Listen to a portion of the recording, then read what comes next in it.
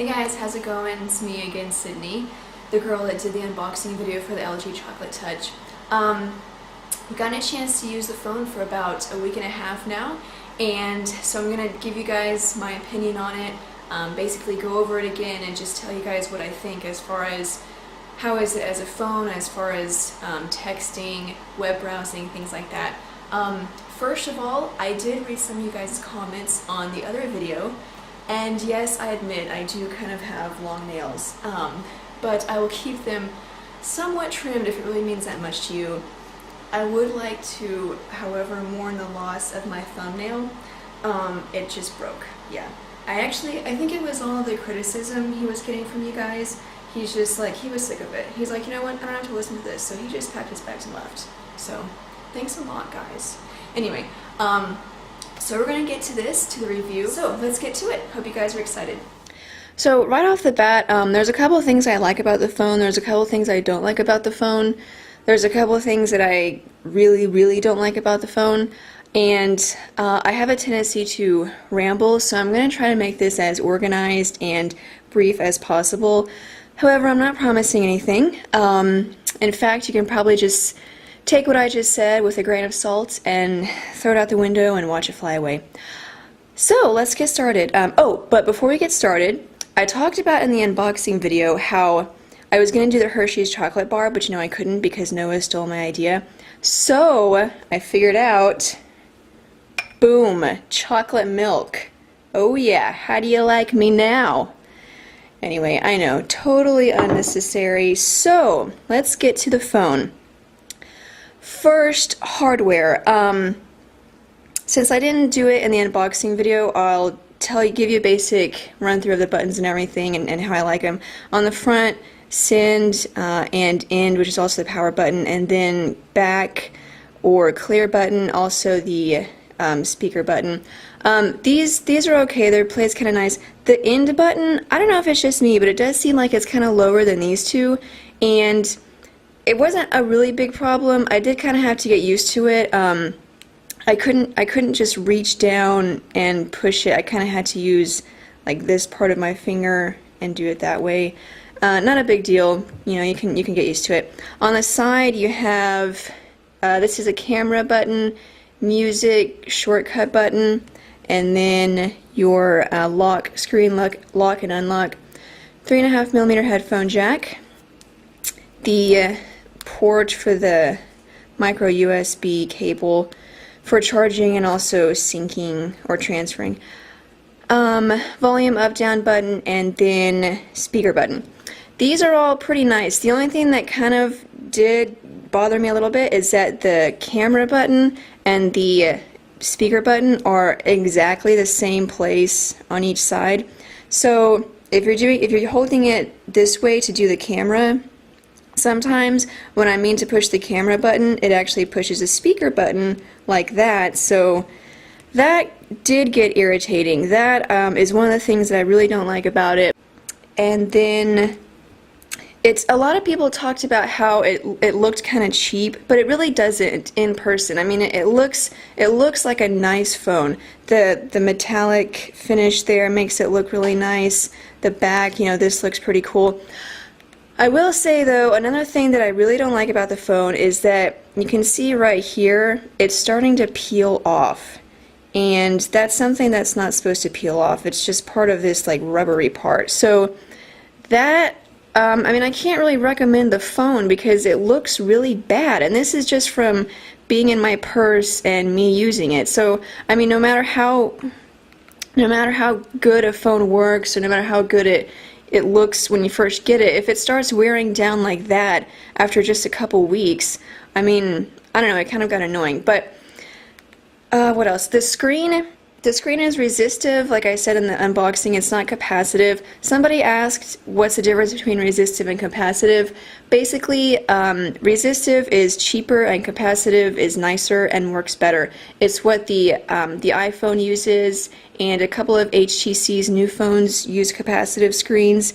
It's basically capacitive is better. It's better technology, better quality. It's going to work pretty much 100% of the time. A resistive screen, it's plastic. You can push it, and it goes in, and it works fine, but it's not as good as capacitive. However, that being said, it's not bad. I mean, going through menus, even though the screen is plastic, it's not really sticky. Your fingers don't get stuck on it too much. So let me see. So you know, you can scroll through pretty well. So the screen I'd say is nice. So that's basically hardware wise. Next, messaging. The keyboard is pretty good. After using it for, you know, using it several times, I did start to notice that sometimes it just didn't push the button that I wanted it to push, which is gonna happen. You know, it's not every virtual keyboard is perfect, especially with it being a resistive screen. But that being said, it's not bad. You know, it works fine. Sydney. The messaging interface itself is pretty nice, the way things are organized. Let me see. Menu. You kind of saw before when I was showing the screen, but it's organized by person. So if I had been texting several people, it would have each individual phone number or name if that contact was saved. And then once you go to that, it's organized by date. So here we have, this is today, and then you've got it organized by date. And then if you just select one, then you can flip through like this, sort of like cards, and you can go through. So it's organized pretty nicely, really easy to, you know, work around it, get organize your messages. So I thought that was pretty nice. The music player, obviously one of the big things, it's the chocolate. So chocolate milk, I know, okay. Yeah, one of the big things with the phone is the music player. I showed just a little demo when I did the unboxing of how the music player works. I'll show it again just so you can see it. And I said don't hate on Lady Gaga, so just stop it. So again, you know, it works well. It's equipped with Dolby Mobile, so the sound quality is really good whether you've got it on speakerphone or if you're using your headphones. And it does have a 3.5mm headphone jack. So the sound is really good. Again, I showed you guys this join the band feature where you've got the whole drum set and also the piano. So, and then also you can stop the music and do a solo if you want to. So that's pretty cool.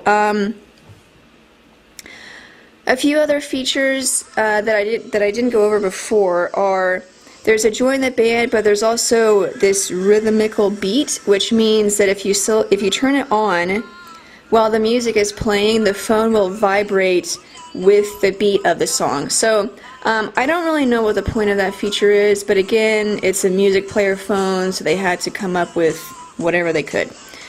That's the only excuse I can find, at least. Turn it off. You also have the option of visual effect, which is this in the background. It was on, so now that it's off, you can see it's just a plain background.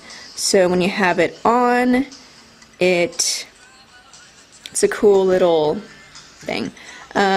You've got the equalizer. You can do it manually if you want to, or you can choose bass boost, treble boost, vocal boost, or classical. So a few customizing features when it comes to the music player, and then obviously you can do shuffle, repeat, any sort of thing like that. So I'd say it is a pretty good music player. It's got everything standard, and then you can play music and multitask, you know, using other features at the same time. So that's nice. Battery life. Battery was actually really good. Just having it on standby, not really doing anything with it, it lasted an exceptional amount of time. I think a couple of days, maybe 3 or 4 days, and then using it, it still lasted about 2 days. So that is pretty much it. The LG Chocolate Touch from Verizon. Like I said, it's now available for $79.99 after a mail-in rebate from Verizon. Thanks for watching. I'm Sydney, and I'll see you guys later.